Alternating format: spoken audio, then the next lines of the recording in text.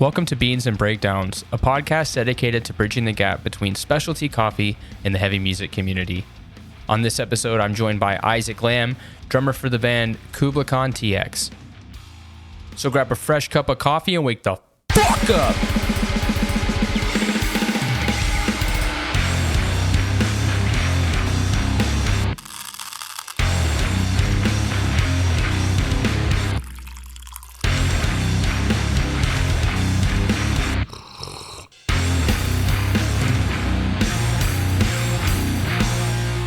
What's going on, Caffeinated Crew? Today I'm joined by Isaac. He plays drums in the band Kublai Khan TX. Isaac, how are you doing this morning? Good, doing really good. How are you? I'm great. I'm super happy to be talking with you. Kublai Khan has been a band that I have really liked and followed for like 10 years. So I'm super happy that we've been able to set this up this morning before y'all hit that tour. Yeah, it's been we've got a lot going on. We just got home recently. We're all busy and going back out. So trying to jam as much stuff in as we can. And you just recently got married? Yeah, I got married in, what was it, January, I guess. So congrats on that. Thank you. Yeah, got married, just moved into a new house a week ago. That was a whole thing, but yeah. Nice. Well, I mean, staying busy means that I guess time flies. I don't know. Yeah, my breaks between tour just kind of disappear. Yeah. So. Well, let's talk a little bit about coffee. Speaking of time flying, what are you drinking over there? Oh, this is not my regular. This is my store-bought whatever. I don't even know what it is. I wake up in the morning, I'm at my parents' and I wake up and just fill up from the gallon pot that they have made in the morning. This isn't my regular routine, but it does the trick for me. So it's a beautiful mug though. Yeah, they got a lot of good ones. But yeah, at home normally it's kind of fun because my wife, she also tours. And she'll just buy me coffee from whatever coffee shop she goes to. And so, I've always just got a cabinet full of coffees from all over the world, just Nice. Little coffee roasters and stuff. And so, yeah, I'm always drinking something new. It's super exciting. How do you brew? Usually pour over. I've got basically everything. Every way to make coffee. Yeah, every way you can make coffee. I've got it at my house. But yeah, I've got a really nice grinder. Pour over is my regular. Just make a cup and a half every day. Yeah. Good to go. That's what, for podcasting, I've started doing like the 300 grams to, 500 grams to 30 grams of coffee. Yeah. That's my, Perfect. That's what I do. Yeah. Yep. It's like I've got some big mugs and it's one big mug or like 1.5 small mugs. Yeah, perfect. Yeah. I don't know how obsessive you are, because it sounds like you are similar to me. I have to have a setup at work as well, like at my office, because that's the only bad thing is my work.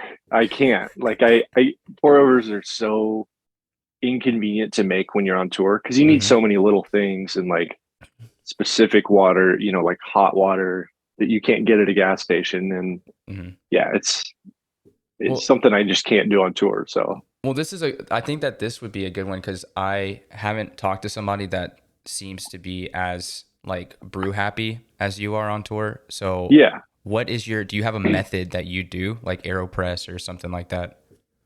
On tour, I'm just a pilot. Extra large coffee every day. It's not the best, but I can't. It's too much to clean up. Anything else is just too much work to clean up. And then I've got a really nice like little hand grinder that I could bring and do an AeroPress. Yeah. Maybe I'll take that. Maybe I'll take that with me next time and try it. It's because I would love like a full setup, but it just. We have limited space in the van and the cleanup's a pain, and I could keep it in a Pelican and take it into the venue every day, but that's it's too much work. There's always a coffee shop within walking distance. So it's just easier to do that. That's it. I mean, that's like the major trade-off, I think, is if you're making your own coffee, then it means that you don't get to try any of the coffees. That's also true. Yeah. Yeah. So, Yeah. That is a fun thing because every day there's a group walking, a group from the tour package walking to a coffee shop multiple times. So there, it's a good chance to hang out with new people and hmm go see some, the city and drink some new coffee. which So it's gonna be great because you guys are about to head out with Koyo. Um, yeah, and yeah. Harold is like a huge coffee. Actually, I I think don't everyone in know. Koyo is, but Harold is Well, like, we just did a tour with Koyo, and he broke his leg no, like really really bad, and on so the I tour. actually yeah yeah Joey jumped up on stage and landed. Harold's ankle was like this, and he landed straight down like Oh on stage. no. This happened, like snapped his ankle, um, and he like tried to tough it out for a few days, and then he ended up having to go home like with a couple weeks left in the tour. Damn. And as far as I know, he wasn't going to be back for this because he had to get some like pretty serious surgery. So we'll see. Yeah, That's a it was huge crazy. that's a huge bummer, man. Yeah, it was crazy. But I've been waiting to hang out with Harold for like I don't know, he was like almost a year ago we talked. So I've been waiting for Koyo to come through and that's I really hope that it works out, but man, well, that sucks. if he can do it, he will because Yeah. he played a few shows in a wheelchair, like where they set his gear up for him and he stood up with one crutch and played, did all his foot pedals, still did singing. Like he was like he was struggling through it, but he was doing it. So if there's a way he can make it work, I know he will. It's like the truest Long Island perseverance. Yeah. Oh yeah. Yeah. So you're in Nashville usually, that's where you live? Yeah. I live in Nashville. I've been there just for a couple of years. It's still pretty new. But like I said, my wife and I both, she also tours, and hmm we just got, being in this world, like all of our friends are in music, Yeah. and so many of them live in Nashville. Like hmm all the merch people live in Nashville. I've got a lot of drummer friends who play for country now that live in Nashville. Like, and then just all the regular Nashville guys who were born there. Yeah. Like it's a cool city.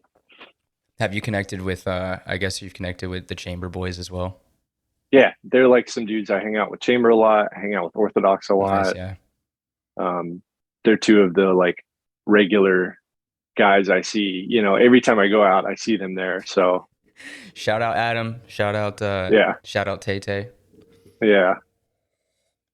Also all coffee people. So I know that's when they come on. They've been on before, and it's like I think 30 minutes of just straight coffee, yeah, like spewing. It's great. yeah, yeah. They Do love it. you have a local shop shout out? Oh, let me think. My favorite shop in Nashville is Tempo. Okay. Um, it's it's not like a cool aesthetic. It's not a super cool coffee shop, but they have my favorite coffee that I've had in Nashville, and they also have really really good food. Mm, So that's my yeah. That's where I'm going if I've got some free time in the morning. nice. I haven't been to Tempo. I haven't even heard the name, but I'll check it out for It's sure. it's like a tiny little spot in a little strip mall, like on sort of the south, almost the south side. Like, but it's perfect.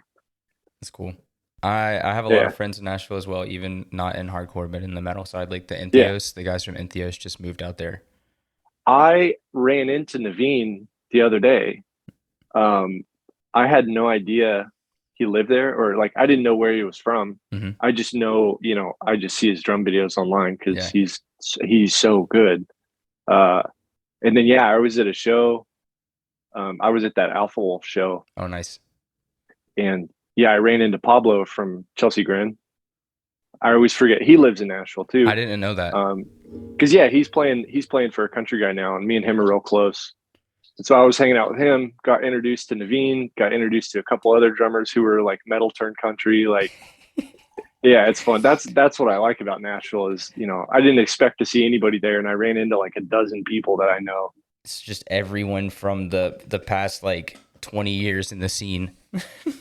Yeah, yeah. Like, I mean, it's a good spot for that though. mhm. That's why people move there. Is if you work in music, like there's a lot more opportunities there. There's a lot of friends there, a lot of stuff to do. So It's central to like the country as well, so it's easy to kind of get. yeah, So yeah, plus, yeah. it's like living in the Midwest without living in the Midwest. You know, there's still good food. Yeah, no, same thing. And yeah, Nashville's full of good food and like yeah, there's always events and stuff going on. It's a big a small big major city, you know. It is a small. It's got a small city feel, but it's huge. Actually, it's pretty great. There's so many people there because Hmm.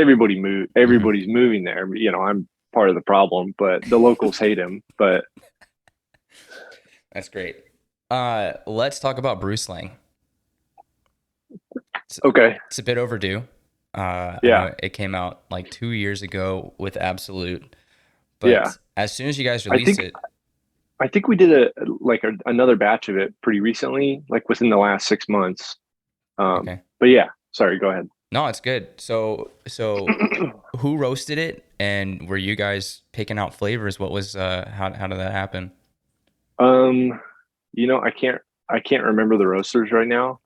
We went through like three different people Okay. because the first people sent us some samples and they were just awful. Yeah, me and Yeah. Nolan are the only coffee drinkers, so they were just not good. I could not make a good cup of coffee, and they sent us like three different varieties. There was a second person who sent us, I think, one variety that we just also weren't into. Um, and then yeah, so we ended up with the third one. He sent us like four varieties, and this is the one we landed on. Uh, and yeah, I thought it was really nice coffee. We went through, a dozen different names, all sort of pun related to our band and song names and stuff, and Yes. that's where we ended up. And yeah, I thought it is kind of it's a fun thing that we got to do because we can kind of print wacky merch and get away with it sometimes. Hmm. So It's great yeah, because Kublai Khan is associated, I think, with like pretty fucking hard music and like yeah, the lyric, like everything is just pretty hard, I would say. So like coming out with some of the merch, that Brewslang stuff, I was like, this is the one of the greatest merch runs I've ever seen because it's like, oh, yo, they actually are not the scariest band in the world. Like, we're just chilling dudes. Like we're super chill dudes. Yeah. so it's pretty funny because I think the surround, like when you talk to people, they're like, oh, yeah, Kublai Khan's so violent or like Kublai Khan is so hard. I'm like, but did you try their coffee? Because it's pretty Yeah, good. dude. It's a nice roast. Yeah. So were Yeah. Now, you and Nolan were the guys basically being like trash, garbage, and then when you finally found one, yeah, basically me, Nolan, and then Eric would get sent a bag, and his Sam, his now wife, he also got married, and roommate are coffee people, so they would be his testers for him. nice. So us four were coordinating on what was good and what wasn't. But That's awesome. I haven't been able to get my hands on it because everything when y'all released it, it was kind of hard to get anything to Canada. oh yeah, yeah, it Um, was at a bad time for that. and I tried to send some to my brother because he's in Ohio, but I would not have gotten to get it in time. So I was kind I'll of I'll bummed. try and I'll try and figure it out. It seemed like it's doing well. We only print like, batches of 50 or whatever. It's a Hmm. really small thing, but it's real easy to do more. So I might do some more. If you ever re up the order, just send me a message and Okay. I'll Yeah, get I'll some. do that. Okay. Hell yeah! Also, I loved the mugs. The glass mugs were like They were perfect. cool. It was Yeah, sick. they turned out really cool. Yeah. We went Um, through a bunch of those too. We had like four different samples before we ended on that one. was why the decision to go with glass? It was just sort of an interesting thing that we could do. We Mhm. printed some regular, ceramic ones. They're just kind of boring. You Yeah. can get those everywhere. So this was just a little more exciting to Yeah. do a glass mug. It But definitely stands out. Like I think among all of the coffee apparel or stuff that you would usually yeah, find. yeah. So super cool. Um, that's awesome. I know that you guys released it for Absolute, which is so weird that it's been out for 2 years already. Yeah. It feels like it just came out because everybody's still bumping Yeah. those songs. So Well, it was, we did it, we released it, and then I think we did one tour on it, maybe two, and then, you know, yeah, COVID happened. So we just didn't really get the chance to like tour on it because we would have done, you know, 2 straight years of touring before we released anything else. Um, yeah. I remember watching some of the first show. I think the first show back that I saw a video from was the one at the Sanctuary in Michigan yeah. with I. It was the tour with I Am. Yeah, I am in Chamber. I don't know if they were at that show. They had to drop off because they got COVID on the, Chamber you know, and then, Chamber was there, but yeah, that was such a yeah, was a huge bummer too. But yeah, yeah, seeing all the videos from that show is like it was crazy. this is Yeah. crazy. Because we were basically like, you know, one of the first tours to start playing shows again. And we did it just because we were sick of being at home. Hmm. And, you know, we wanted to get back as soon as we possibly could. And yeah, every single day was like that. Every single day of that whole tour was like that. It was crazy because everybody's just sick of being cooped up, and so they were coming out to the show and having a good time. It was awesome. Yeah, I talked with Brandon from I Am, and he was telling me Mhm. that Matt and I can't remember the vocalist from I Am they'd just be lifting weights like outside. Andrew, yeah, Yeah, yeah, Andrew, they'd just be lifting weights the whole time like outside. pretty much, yeah, pretty much every day they were like just where, you know, we get to the venue and they set up their gym and It's we so set up funny. the venue and the show. It's great. Everybody's just happy to be back on the road, right? Oh yeah, yeah. That's awesome. Brandon, did you see Brandon's kit?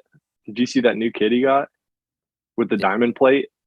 No, it's not in the videos. It's not like Oh in the new videos, I don't think. no, it's, oh, I don't know if it is or not, but he just got a new kit and the whole thing, like a double kit that's all diamond plate. Did he go It's Tama as so, well? uh, I actually don't know what kind of kit that is. He bought it from like somebody in Houston, I Oh think. shit. Yeah. It's like an old kit Okay. as far as I know, but it's perfect for that band.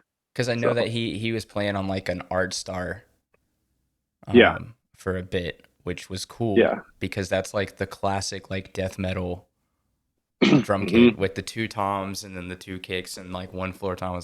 I think that's Yeah, also he's, what homie from Gate Creeper plays as well.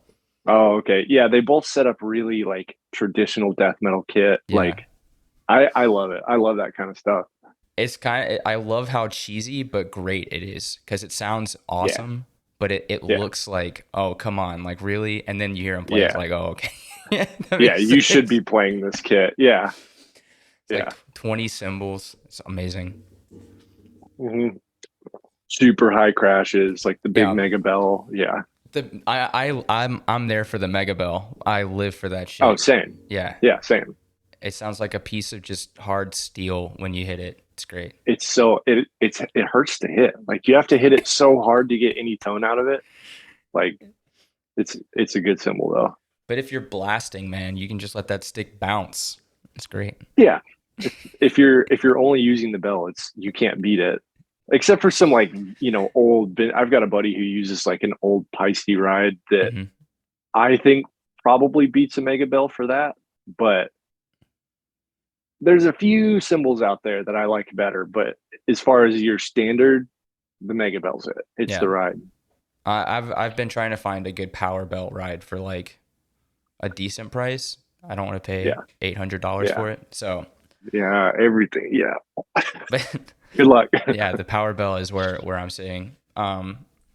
Speaking of drum gear, what was your first kit?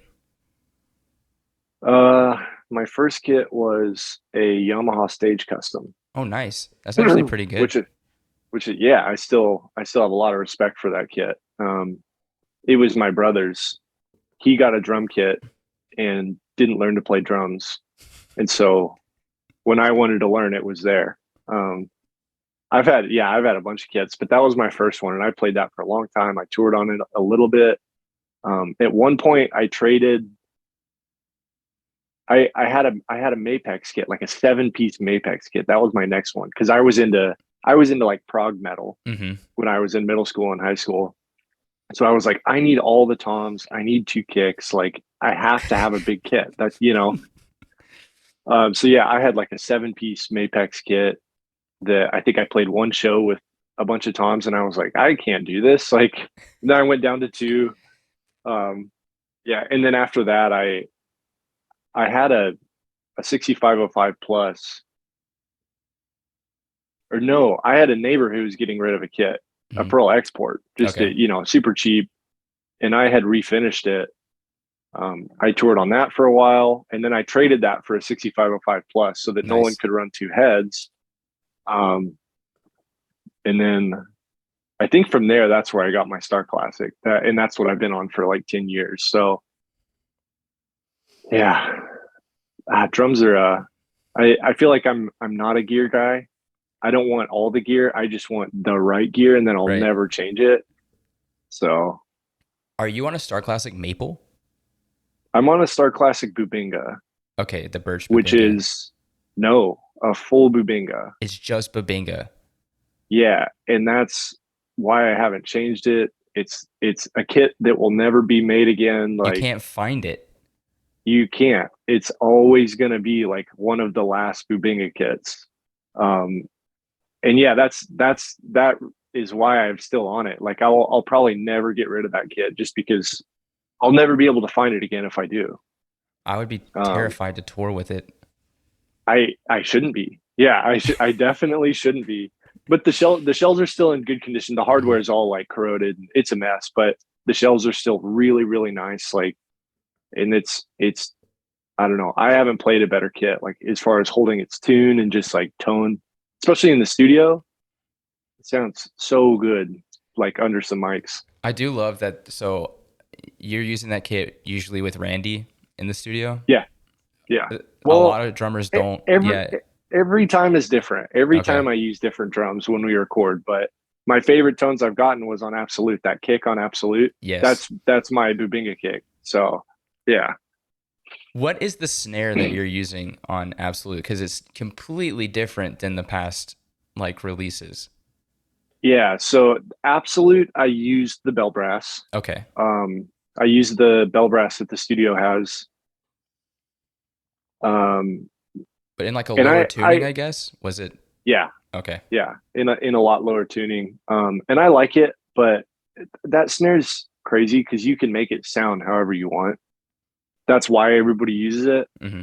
And it holds its tuning. The thing weighs 100 pounds, so Yeah. you can hit it as hard as you want. The lugs won't move. It just holds its tuning so well.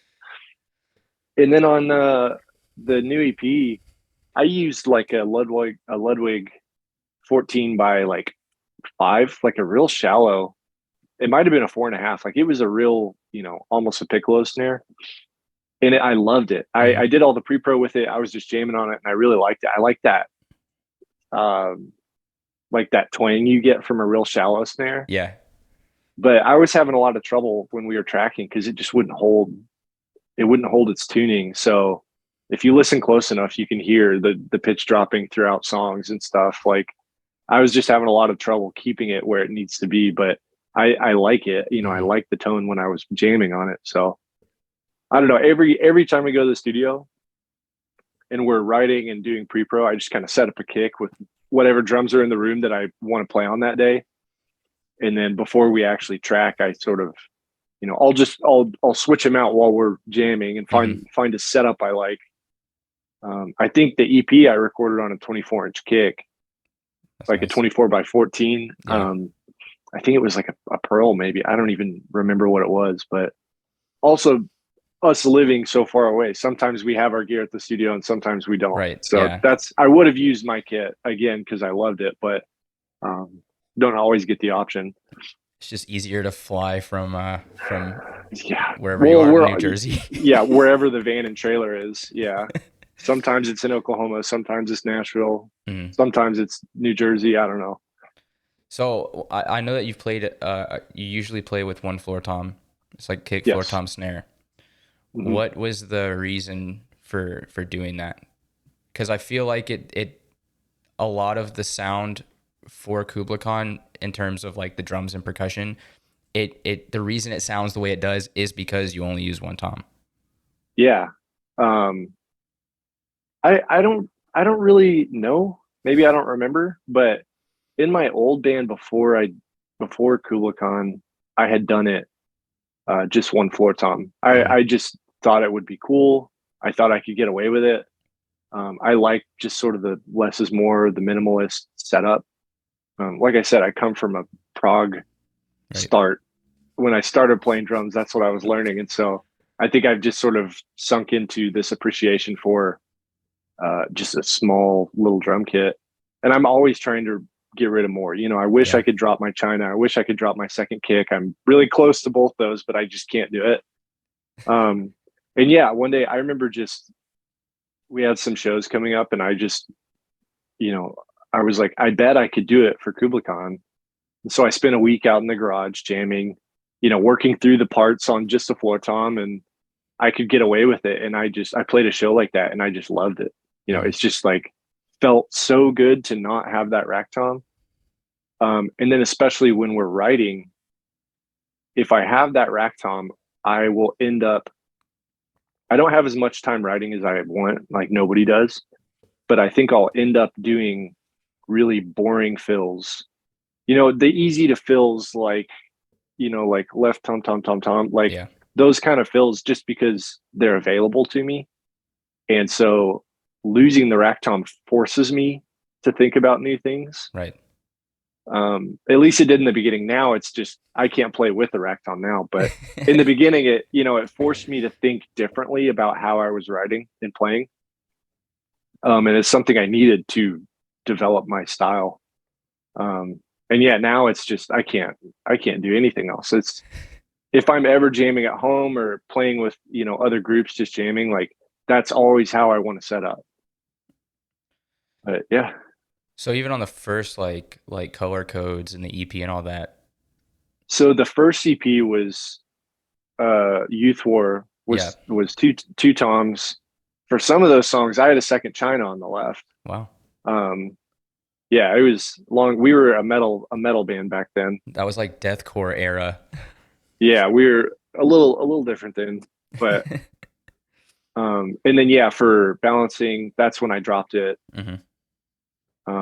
New Strength, I dropped it on Nomad. I actually added it back because after writing two albums without it, I wanted to write more, uh, like sort of do more Tom stuff in the Yeah. songs, like breaks with Tom stuff.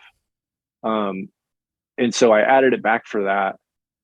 And it helped me write a bunch of, you know, cool parts and sort of expand my library of stuff. But then listening back, I did a bunch of those stupid fills, those Yeah. cliche fills that you know, that's what I'm talking about. I ended up with a bunch of those and I didn't even realize it till after it was already put out. And so I never toured with two. I Hmm. just wrote the record with it just because I wanted that second voice for certain things. Um, but yeah, that doing that album with two helped me expand back into, you know, I can use like Tom stuff as sort of a whole section or a whole part because I wasn't doing that on New Strength, and I think it hurts for it when all you hear is cymbals all Yeah. the time. You know, there's no dynamic in the song, so I think that I don't know. Everything's always changing, but I love the idea of it not having that rack tom brings like a new level of groove. It forces you to create yeah, more of like a groove and not so much like yeah. overcompensate because playing in like metalcore or hardcore, a lot of people I feel like rely on those fills and stuff and Well, yeah. it doesn't foster creativity so much. So I also don't do. You know, I'm not doing crazy fills. I'm not doing long 4 bar fills ever. right. Like it's just not really my style. Um, and it's a lot easier to stick in that lane when I've got less stuff to just run through. Hmm. You know, like I can't. I don't. I could do them. I just don't really enjoy them. So yeah, Yeah. I'm with you. It's just about the groove, and my job is to take the mood of the song to the next section. I'm not trying to show off. I'm not trying to do anything. I just want to get you, the listener, from this riff to that riff, Right. So Yeah. That's awesome. Yeah, I love the idea of playing to the song and not just being like, oh, I have this cool idea, so I want to stick it into the song somehow. yeah, I mean, there's parts of that. Like I do have spots where I want to just rip it. Mm-hmm. You know, we haven't I haven't had the chance in a couple albums, but there's like one spot on New Strength and one spot on Balancing Mm-hmm. where I can just kind of do a lot, and I always like those sections, but they just haven't made it. We just the way the writing has gone Yeah. hasn't come up. So Well, I love like one of the main things I love about Kublai Khan is that groove. Like I think that your drumming brings so much because it's a four piece, so it's you and yeah, Eric on bass are carrying a lot of that like rhythm hmm and groove, and then no one lays all his shit on top of it. Especially in like the absolute stuff, going more melodic in some parts was really really cool to hear yeah, you guys kind of bring the foundation of the song, and then no one's just kind of doing some cool, more melodic yeah, stuff. So, yeah, and lower form of Animal is like, it's almost like Absolute, but it went to like a 10 or 11. It's fucking crazy. So, yeah. We were trying to sort of keep the same vibe from Absolute because it was so close. hmm It got released so close together, and so we were initially thinking of it being sort of an extension of it, but by the time we finished writing, it was different enough that we could brand it its own thing. But yeah, it's our writing it's become a lot more refined. I think hmm we're just getting better at it. We've been doing it for what, 4 records with the same people now. right. So we've got a good rhythm down for how we're gonna write a song. Well, I love like everybody here in Montreal even is just talking about how hard that EP is. So, way to Good. go. Fucking awesome. Thank you. Awesome Thank you. writing. I love Yeah. like hearing Swan Song and you have Matt and Scott's vocals like they complement but they contrast at the same time. And then like Yeah. once the band slams in on that opening, it's like, oh my God, this is going to be the scariest shit. And it is, but it's great. So Yeah. I, That was a good thing that worked out because yeah, that's all Matt's idea. He always comes to the studio with like he had half that song written in his head, and he was like, somebody else is going to do this line. I just don't know. I think I know who. I just need to talk to him. that's So awesome. Yeah. I can't wait to see that live. I know that Scott Vogel is not going to be it's there, but it's been a lot of fun live. It's been a lot of fun to play live because we're getting a lot of crowd interaction and participation for that part. So yes. it's always good. You can just do one line and then crowd, one line crowd. Yeah. You probably could get away with it. Yeah, Yeah. that'd be kind of fun. I'm super stoked to hear those songs live. I know you guys are leaving like in a couple of days with Stick to Your Yeah, Guns. That tour is yeah, going to be a lot of fun. yeah. Um, I haven't seen Kublai Khan since 2012 live. So, Oh wow, yeah, that was a long time back. it was in when I was living in Birmingham. Yeah, we probably were awful then. Wait, No, it was with the you were in Leaders. It Birmingham, was so with Leaders, if you remember oh, that band. okay. Yeah, I remember that band. We still see Laz every now and then. So it was cool. I think that was the first time I saw you guys, and then I saw y'all again some other time in Atlanta at like the Seven venue or something. So you've been old back in the day, like Oh seeing yeah, us. no, that's Yeah, when I was in okay. college. Yeah. Yeah, man, that's fun. No, I remember hearing a story one time. It was when Youth Code had been released, and Atlanta is always notorious for, or it used to be, for having a bit of bad eggs in that scene.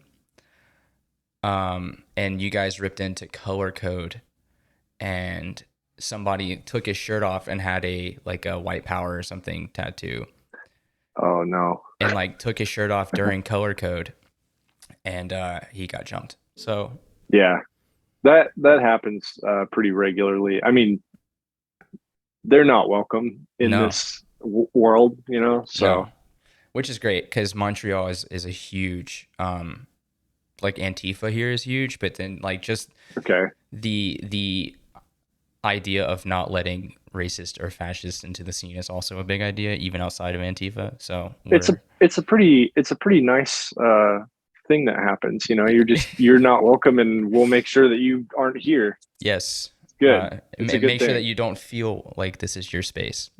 Yeah, yeah.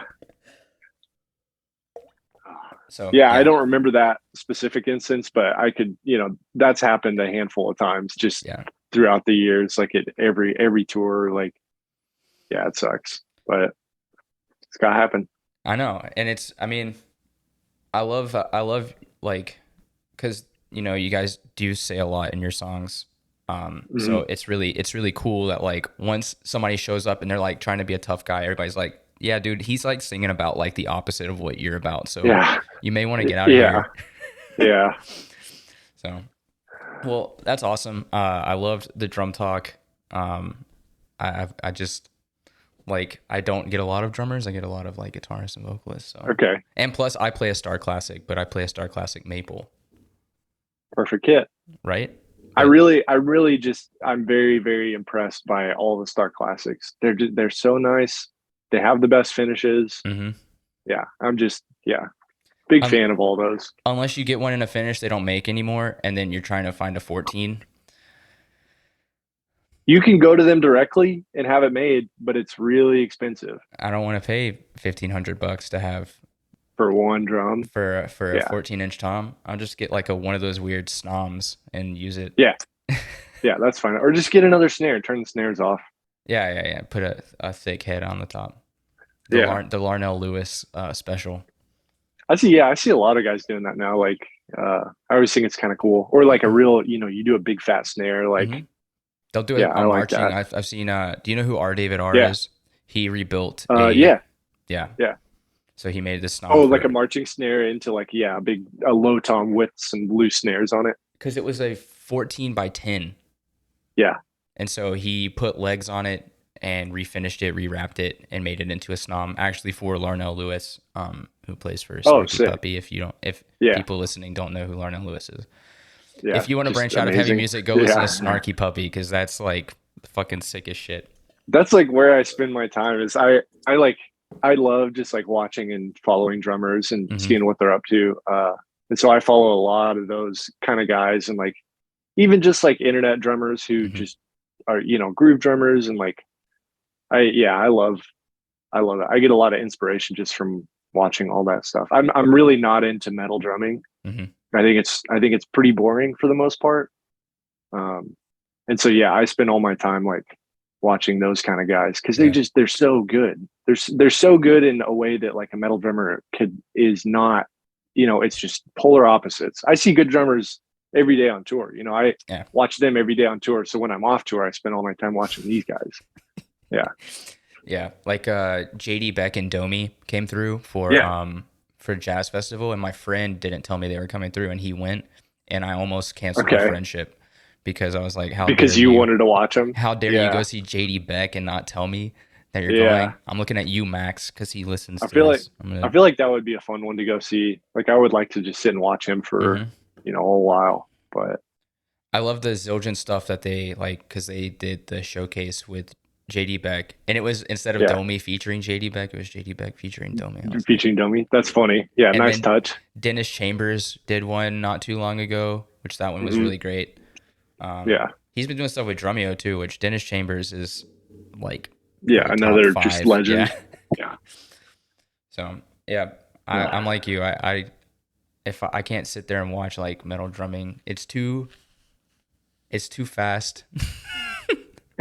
It's about, yeah. Well, a lot of it is how fast and technical can you play. mm, And if you listen to my band, I'm the opposite. Like I'm yeah, about playing slow and like a little bit sloppy. Like you get more groove if you're just a little bit looser.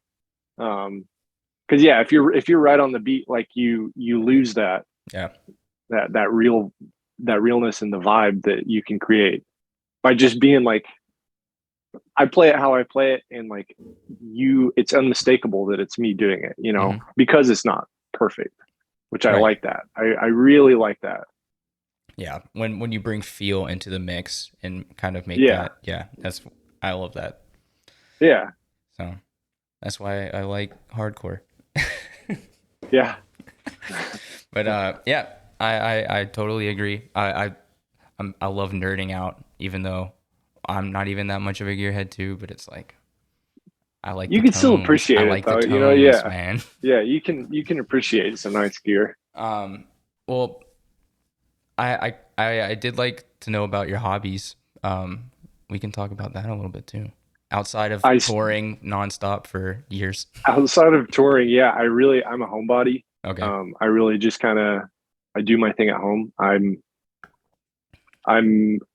I spend so much of my time working on my home. I love fixing things, Hmm. building things. Like so I do a lot of woodworking when I'm Okay. at home. Um, I had a shop, and since I moved, now I don't. I'm working on it.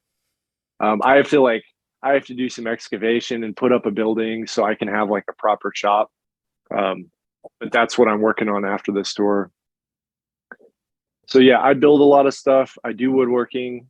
I'm always fixing. I'm an amateur plumber, an amateur electrician. Like I'm always, I live in an old house, so I'm Hmm. always fixing stuff, and I have to learn how to fix it myself. Um, and yeah, and my dogs. I've got two dogs that I just kind of spend all my time with them. I take them to the park every day, and um, that's kind of it. I really, I used to be a gamer. I'm not Okay. anymore. Uh, yeah, like I'm an ex gamer. Ex gamer. That's pretty funny. Yeah, I don't know. I kind of grew out of it when I got busy with taking care of my house. I think that's really when it changed. It's full-time job just fixing stuff on an old house, but and also like I'm always trying to improve it. Like I want to Hmm. like in the next year I'm going to rebuild my entire kitchen, and I'm going to build all the cabinets. So it's a big job and like redo the floor, you know. I've got wood paneling everywhere that I have to deal with and protect. So, Oh wow. Is it like the real? yeah. It's not like the nasty. No. It's like real wood paneling. I've got one room that's all knotty pine, Ooh. like vertical knotty pine, and I've got another room that's like uh, all like inch thick cedar paneling on the walls. God. It's crazy. Yeah, it's crazy. So everything I do, I'm like trying to protect this wood paneling because it's beautiful and I can't ever replace it. So, When was the house built? 1959. Okay. That's cool. So Yeah. it's like a craftsman style. Not quite. Those don't really. The way Nashville works is every single house in Nashville is built in the 50s.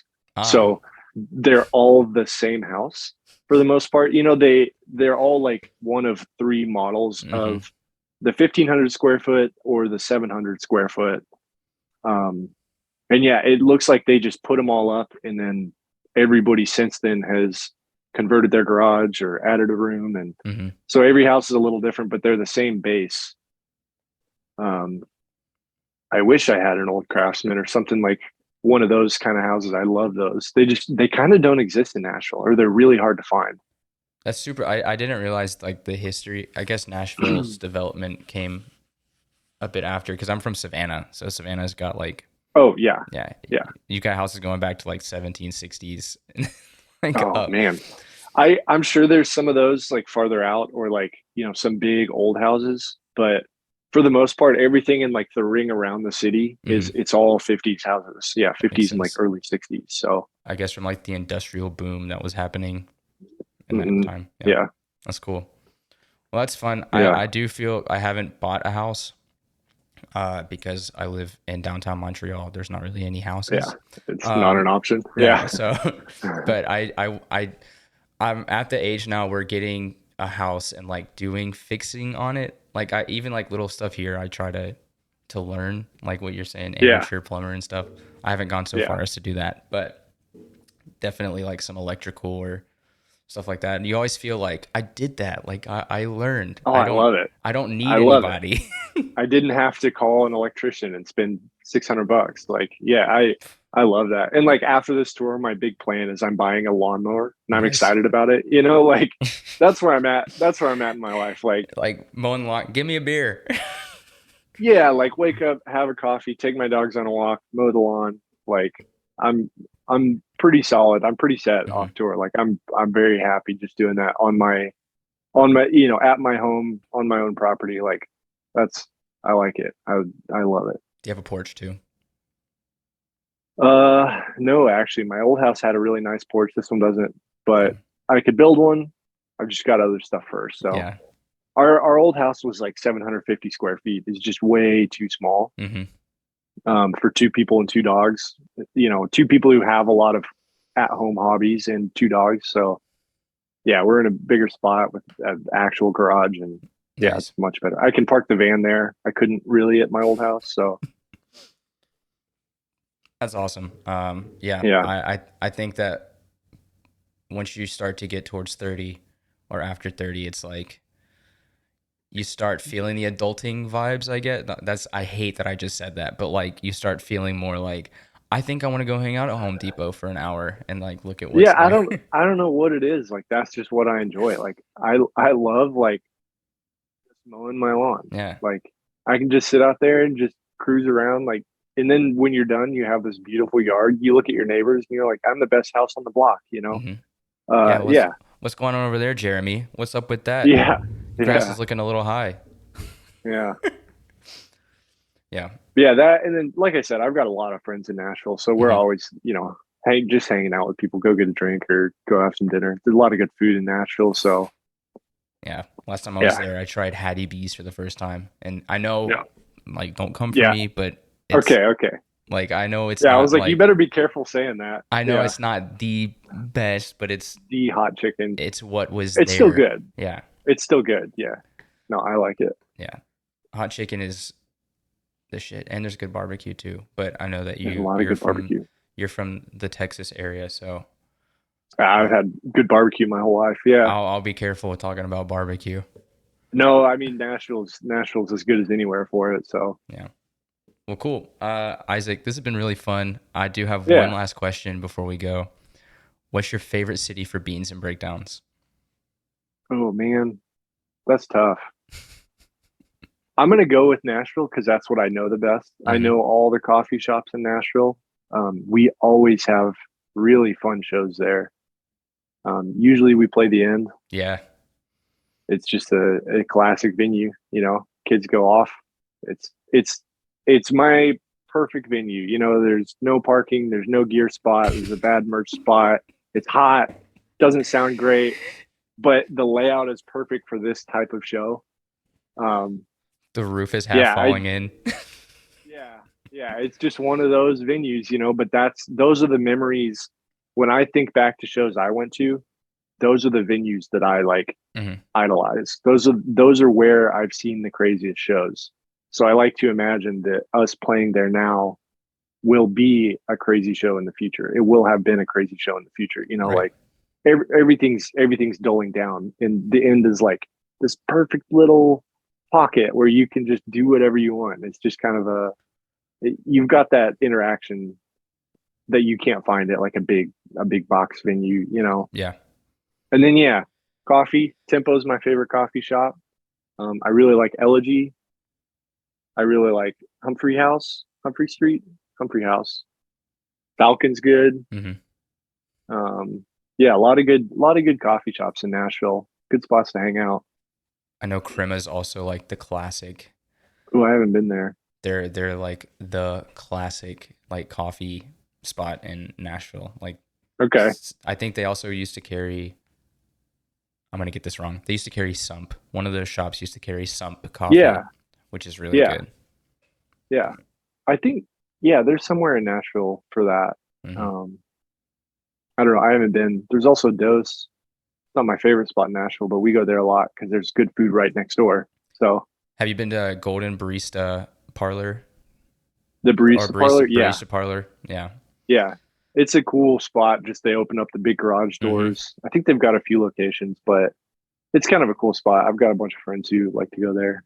Got I some just friends who like used to work there and say bad things about it, and yeah, yeah, no, that but I've heard yeah, the shit surrounding it, but I just like the yeah, Gulch. So yeah. It's I mean yeah, it's the bougie nice area of Nashville. thanks to Third Man, I guess.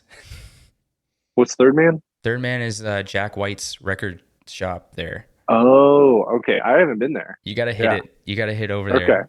You can. Yeah. Yeah, it's a weird place. That area is cool though. So Yeah. I You're gonna don't. wait I'm in the line, other side though. of Nashville. Oh, okay. Yeah. Okay. But yeah, Yeah. you'll wait in line outside of Third Man, and then you can buy like they have like a little booth where you can go in and record to vinyl. Like it's an old booth from like 100 years ago, and like That's pretty sick. collectors will buy it because it's a Third Man record technically. That's crazy. That's Yeah. super cool. So there's like this weird cult Yeah. around, but now they're known Weird. for their pedals, I guess. Oh yeah, I have heard about that because Nolan, my guitar player, he's a gear nut. Mhm. So yeah, I heard about those last tour. He was talking about them.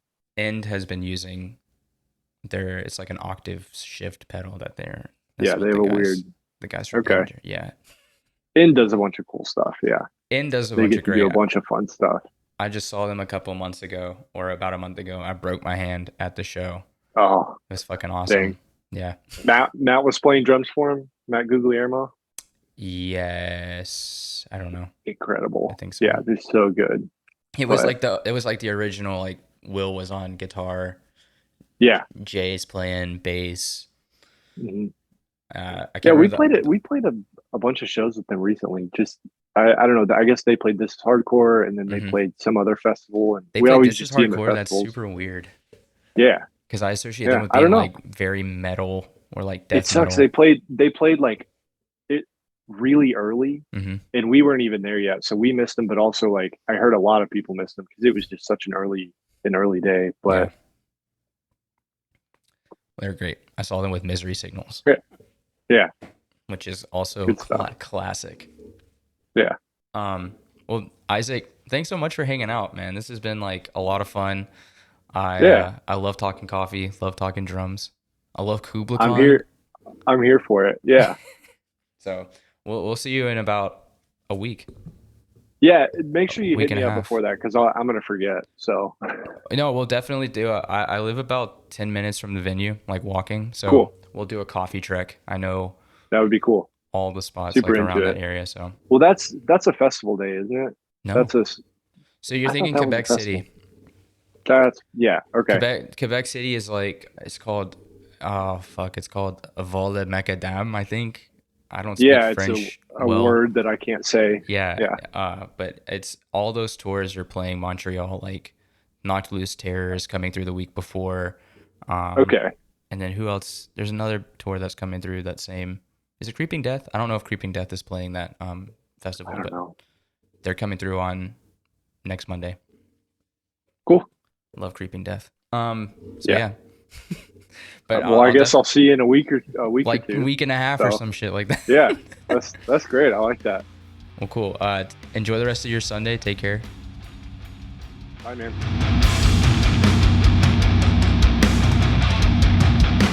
Thanks for listening to this episode of Beans and Breakdowns. I want to say a huge thanks to Isaac for hanging out on the podcast. It was a lot of fun being able to talk with him. Be sure to check out Lower Form of Animal. It's out on all listening platforms. And be sure to catch them on tour with Koyo, Stick to Your Guns, Foreign Hands, and Belmont. It's an awesome tour. It was a lot of fun to see that show live, so check that out. If you've enjoyed the podcast, please subscribe and leave a review. You can also find out more about the podcast by following us on Instagram at Beans and Breakdowns or on the web at beansandbreakdowns.com. Until next week, be sure to stay caffeinated and wake the fuck up.